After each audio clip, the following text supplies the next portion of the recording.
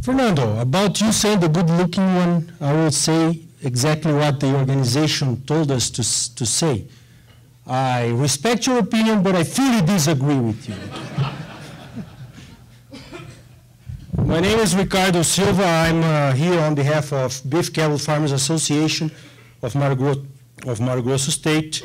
And I'd like to make one first comment that we are not here from Brazil to tell you or make you believe that we are the most sustainable beef cattle producers of the world. And I don't think that this is not the goal of this table here. We are just here to tell you a story on how could we get here by producing cattle of grazing pasture, and what are our challenges for the future, and how can we address to be more sustainable. Well, this is a comparison about Brazil and the US.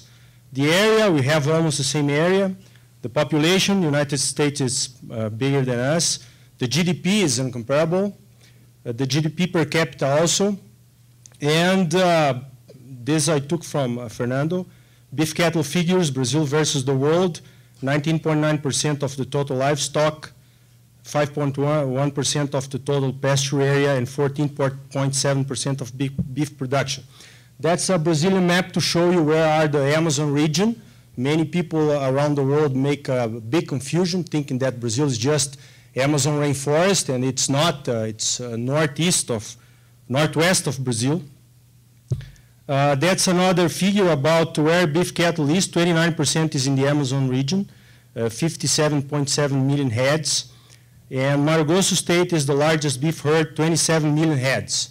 That's where our organization is located, Acrimate. Our Brazilian way of beef production, we are based in pasture. Some advantages, grazing versus grains.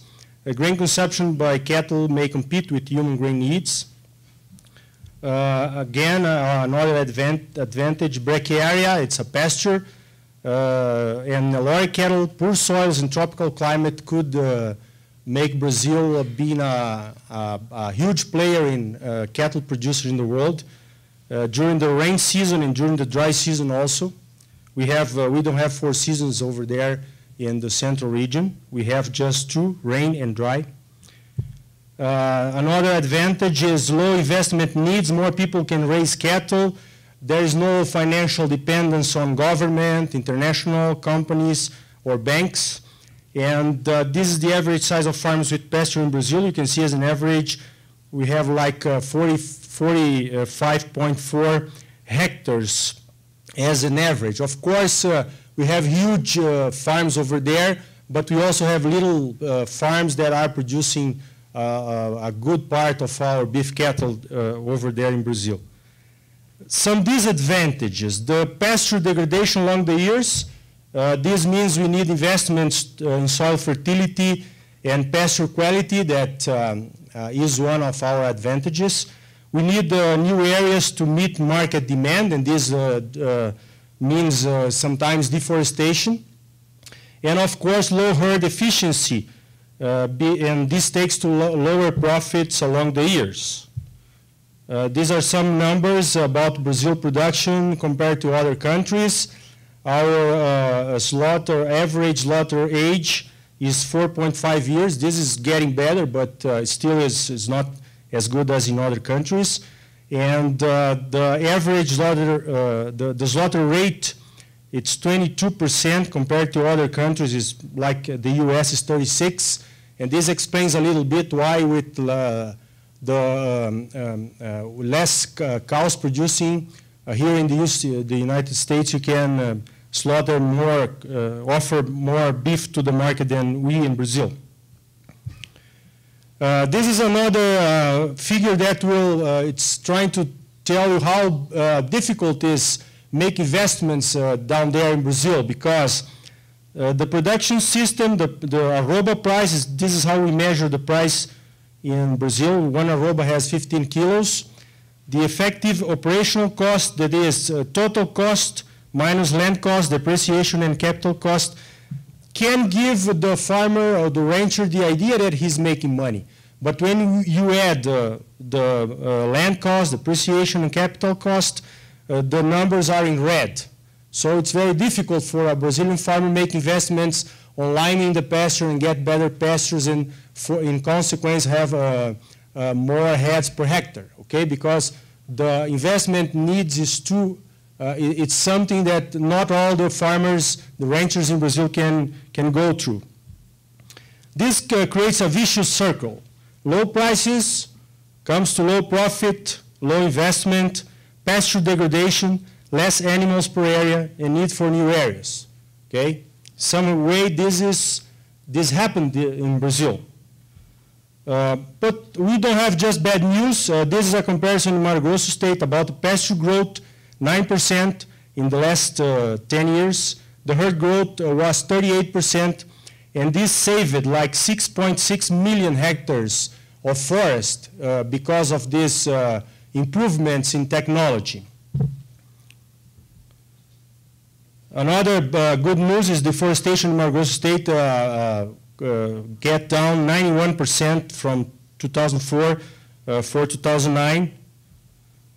This is the future, what better technologies can do to beef production in Brazil. And let's just stay with number one, degraded pasture. This is the actual situation. And if we move to improved pasture, you can see over there that we can double the meat production by, per hectare, which is going to be very good for sustainability, not just for Brazil, but for all the world, we understand. We are not talking here about other technologies that we can use to improve production. But this one, we are trying to do this in our farm down in Mato Grosso state. That's the grain livestock integration system with no-till. We plant no-till soybeans right now in November. Then we do a second crop in March, and we plant pasture along with the corn. We harvest this corn in June, and we are able to offer good quality pasture for our cattle from August to November, and then all of this starts over again. We believe that this technology using grain farms to produce beef will increase all our numbers in the future in sustainability. How to improve sustainability? That's the question here. If we have a premium for better practices, we could have better profit for farmers. These farmers will have then investment capacity. With investment capacity, they can have better pastures. With better pastures, they can have more cattle per hectare. We'll need less area. And of course, we'll have environment conservation. That I believe, that is one of the goals that you all came to this conference to meet. A greener look on better sustainability. Of course, many people, at least two, talked about Brazilian environmental legislation, zero legal reserve in other countries, 35% in Cerrado, it was 20% in 2000. Forest is now 80%, it used to be 50%. So part of the environment protection areas are located inside the farms, inside each farm, and belongs to farmers. That's the preserved area in Mato Grosso state. We converted so far 36%, so we have 64% on original vegetation. If you remember the last week, Japan, they decided of 17% protection for environment and biodiversity. So the total preserved area is bigger than California and Ohio territories, and 67% of this preserved area down in Mato Grosso state belongs to farmers. Now we are proposing a greener look on those figures, and I believe that this greener look is not just on protected areas, but can be on better practices all around the world, because of course sustainability is not just one issue. We can get to better sustainability production on different ways. Yeah, a herd size, a farmer in Brazil with a herd size of 150 heads, he have a pasture area of 1 head per hectare, which is going to be 150 hectares. he also has to have a legal reserve of 50%, another 150 hectares. Total area will be 3,000 hectares. The annual slaughter will be 20%, 30 heads. So the annual gross income will be like 42,000 reais a year, okay? A greener look, this legal reserve with 150 hectares, with a carbon estimate of 100 tons per hectare, will keep the carbon over there 15,000 tons, with a carbon price of $1.80, which is close to nothing. Yeah, will give to this farmer another 45,000 reais. Okay, so he will be able, if there is a payment for better practices like keeping the sustainability, a better profit. Another one is the focus on sustainable beef company buys beef cattle 300 kilometers around its plant in the Amazon region. Its capacity is 200,000 heads annually. What a greener look should see. The farmer's pasture area, this farmer's pasture area will be 1 million hectares, based on a 20% slaughter rate and 1 head per hectare. So the farmer's legal reserve is going to be another 1 million hectares, based on a 50% legal reserve area demanded in Brazil. The land price for native forests in the Amazon region is like $1,000 per hectare. So the farmer's legal reserve assets in the focus on sustainable beef company area, it's going to be $1 billion. This may be farmers' money invested on sustainability. The question is, can we add market value for conservation?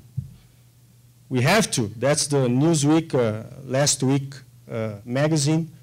Make a greener burger.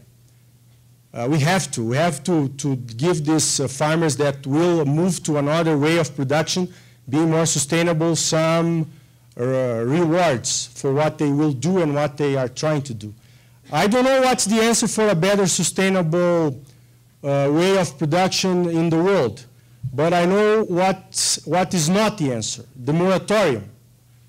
Because right now, maybe this will be about the Amazon rainforest, and some companies will decide not to buy beef cattle from the Amazon rainforest. Next step maybe will be, we'll have some other NGOs coming, and this will be about feeding your cattle with corn, competing with human needs. And then what's going on? Another moratorium, no corn-fed beef will be bought. Maybe it's going to be about water. How many liters of water do you need to produce a beef cattle? In Australia, for example, I don't know. Here in Colorado, that I know the rain is not that much. So the moratorium is not the answer for our questions, okay? And I believe that we should move to a greener look on better sustainability. Thanks for your attention.